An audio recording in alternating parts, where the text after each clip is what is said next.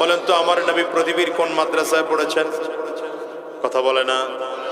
পড়েছেন স্কুলে, কলেজে, ইউনিভার্সিটিতে। দুনিয়ার কোন উস্তাদের কাছে আমার নবী লেখাপড়া করেন নাই। আমার নবীর কোন উস্তাদ জমিনে ছিল না। কেন ছিল না? অনেকগুলো কারণ হতে পারে। দুইটা কারণ আপনাদেরকে বলি। এক নম্বর কারণ, যদি নবীজির কোন উস্তাদ থাকতো জমিনে, মক্কার কাফির ও মুশরিকরা বলতো আরে মুহাম্মদ আগের থেকেই শিক্ষিত, এই কোরআন মুহাম্মদ নিজেই বানিয়েছে। আল্লাহ বলেন এই ইলজাম বা এই তুহমত কেউ যেন আমার নবীকে দিতে না পারে, এজন্য আমি আল্লাহ তাআলা দুনিয়ার কারো কাছে আমার নবীকে লেখাপড়ার সুযোগই দেইনি।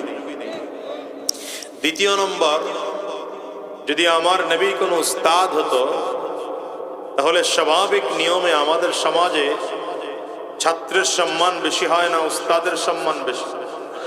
উস্তাদের সম্মান বেশি। যদি আমার আল্লাহ তাআলা আমার নবীকে দুনিয়ার কারো কাছে লেখাপড়া করাতেন, তাহলে আল্লাহ তাআলার পরেও নবীজির মাঝখানেও কাউকে একজন সম্মানিত মনে করা লাগবে। যেহেতু আমার নবীকে আল্লাহ তাআলা উস্তাদ হিসেবেই পাঠিয়েছেন, নবীজি নিজেই বলেন বুইসতু মুআল্লিমা, আমাকে গোটা জাতির উস্তাদ বানিয়ে পাঠানো হয়েছে।